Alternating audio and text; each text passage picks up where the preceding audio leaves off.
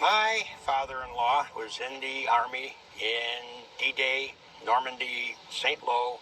He came home unscathed. Over the years, he eventually divulged where he got them, how he acquired them. He picked them up off of some German soldiers that were disposed of.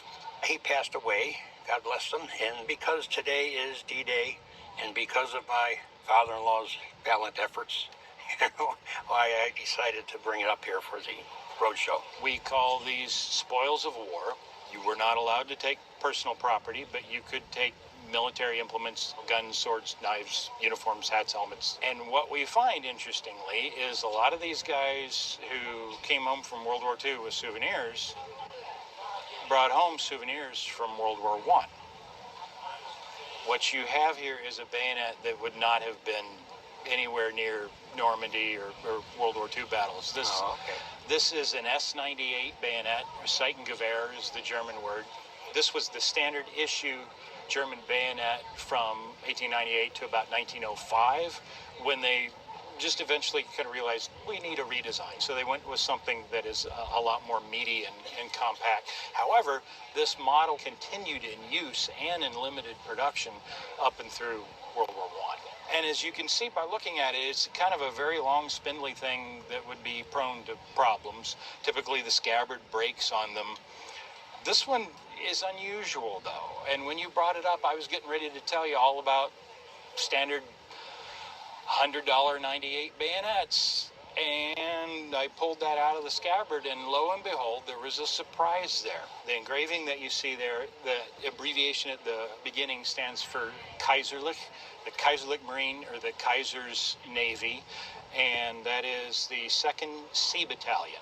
These are naval troops that are serving on land as infantry. They were essentially, it's the German Marine Corps.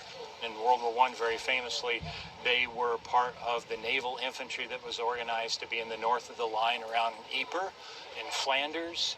They were on the Somme. They were involved in Antwerp, where they drove out the Royal Naval Division. So this is unusual and exciting in terms of a World War I collectible. If you had to pick a German unit, this is the last thing that I expected to see come tumbling out of that scabbard. This one was never issued. The company WKC, we can see their manufacturer's mark on the Ricasso, made this for private purchase. Another clue that tells us that it's not an issue piece is there's nothing up here on the spine. Typically they'd be marked with a date and then an acceptance mark that would indicate which German state they went to. So this is one that just came right off the line, got custom engraved, and given to an individual, or more likely they purchased it for themselves to wear with their walking out dress uniform. On the market today, this would have a retail sales value of $1,200 to $1,500. Very good. That's a pleasure to hear. Yes. Wow. I told myself after I heard this show I was not going to say wow like everybody else does.